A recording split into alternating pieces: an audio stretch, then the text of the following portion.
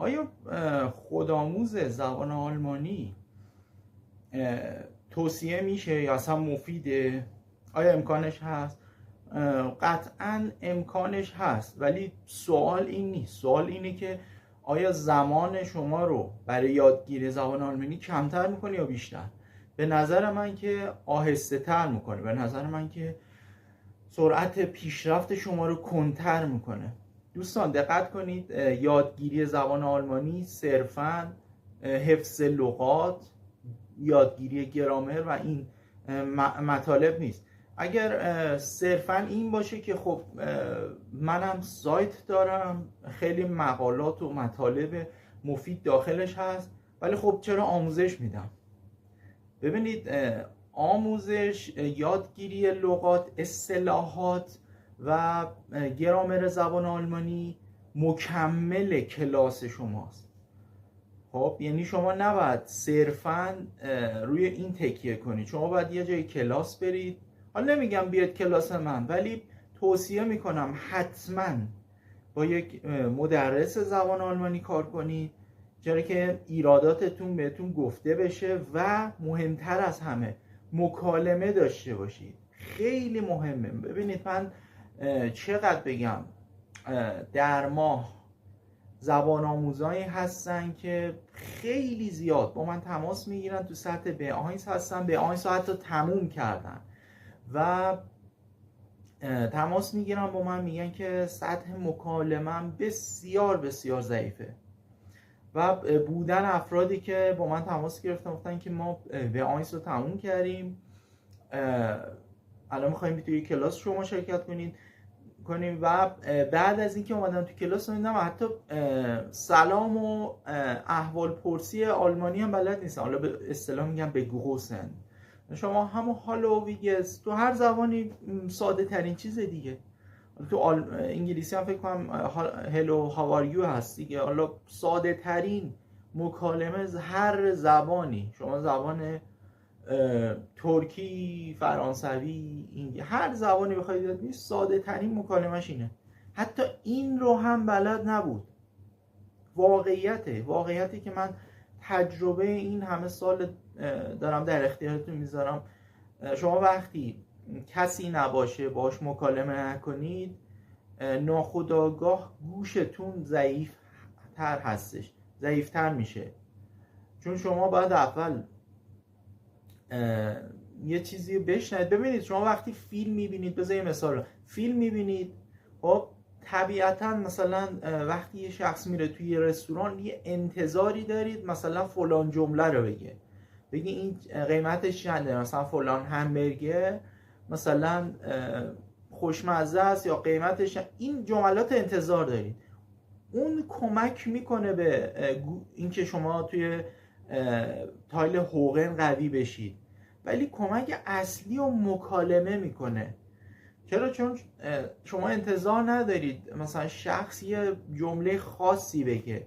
یا حالا خارج از این من توصیه میکنم مثلا پادکست و چیزای صوتی گوش بدید که مثلا شما انتظار اینو نشی باشید شخص الان اینو میگه. خب توی فیلم میدونید، حتی شما فیلم میبینید زبانش فارسیه، زبانش به هر زبانی هست، شخص میره توی رستوران شاید مثلا یه سری جملات خاص رو تکرار کنه دیگه. برای همین من توصیه میکنم یا پادکست یا رادیوهای مثلا دویچه وله هستش، میتونید اپاشو دانلود کنید گوش کنید، یا مکالمه هست که شما توش هوگنتون قوی تر میشه، میتونید یه چیزی رو بشنوید، متوجه شید و مهمتر از اون گرامری که یاد گرفتید و لغاتی که یاد گرفتید اینا رو کنار هم بچینید، یک جمله بسازید و یه خروجی ذهن شماست، یه جمله تحویل طرف بدید، یعنی منظورتون رو به شخص مقابل برسونید.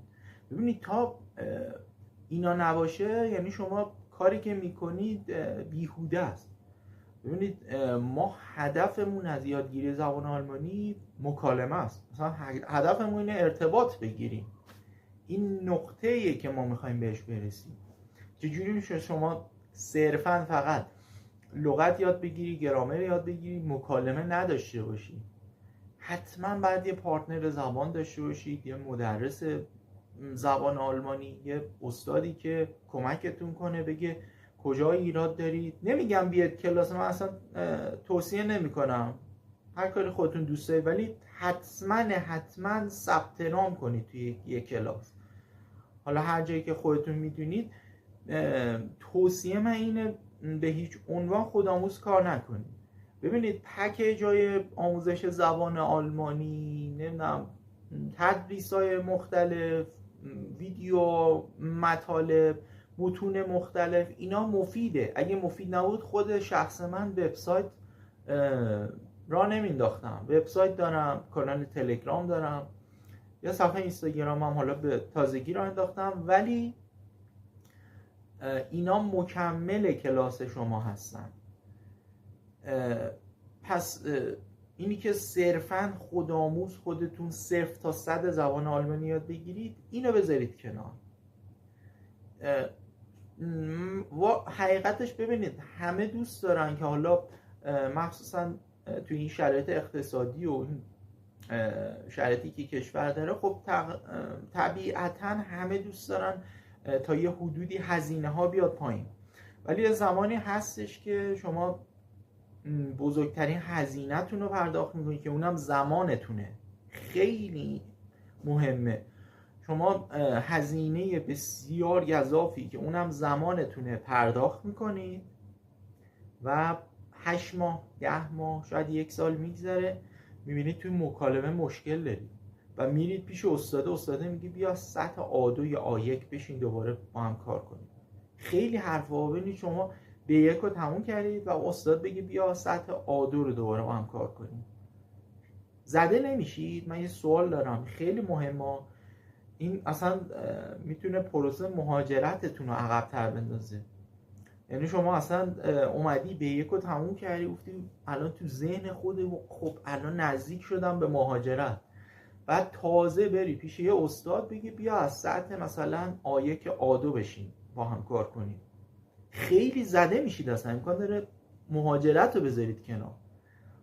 پس توصیه‌ای که من میکنم سعی کنید دیگه اگه مثلا شرایط خیلی مثلا بدی دارید، مثلا خیلی دیگه، من توصیهم نهایتش اینه که شما A1 رو به صورت خودخوان بخونید. اونم توصیه نمی کنم.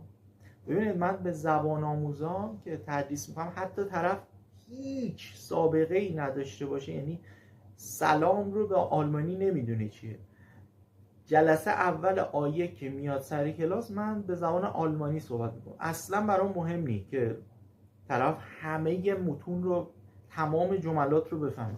وقتی شما از ابتدای A1 تو گوشتون فقط زبان آلمانی تکرار شده، طبیعتا وقتی B1 رو تموم کنید بسیار بسیار جلوتر از شخصی هستید که یه سری متون و مطالب رو به زبان فارسی توی اینترنت و فضای مجازی یاد گرفت. خیلی جلوترید. یعنی من اینو به تجربه قشنگ دیدم. من زبان آموزای خودم که از ابتدای A1 باشون آلمانی حرف میزنم، با زبان آموزایی که حالا جای دیگه یاد گرفتن اومدن تو سطح B1 توی کلاس من، حتی A1 زبان آموزای A1 من از خیلی از زبان آموزای مثلا سطح B1 توی جاهای دیگه بالاترم. خیلی حرفا. این به روش کار برمیگره که حالا بعضی جاها هم حالا طرف حتی جایی هم رفته ثبت نام کرده، ولی خب چون عادت داشته اون استاد به زبان فارسی کلاس صحبت کنه، خب طبیعتاً خود من اگه به زبان فارسی صحبت کنم انرژی کمتری میبره نسبت به زبان آلمانی، چرا که خب زبان فارسی زبان مادری منه دیگه، طبیعتاً انرژی کمتری میبره. ولی خب منم خودم ترجیح میدم به زبان آلمانی صحبت کنم، حتی از ابتدای سطح A1، چرا که حالا زبان آموز وقتی به سطح B1 میرسه میبینم خودم پیشرفت و خود منم از اون پیشرفت انرژی میگیرم. خب اگر نظری داشتید زیر این پست بذارید، و اگر وبسایت ما رو نمیشناسید، حالا من آدرسش رو این پایین مینویسم، میتونید مراجعه کنید. اگر سوالی داشتید میتونید به من ایمیل کنید، یا شماره واتساپ و تلگرام سایت هم هستش، میتونید پیام بدید و سوالاتتون اونجا بپرسید. خیلی ممنون که تا اینجا ویدیو رو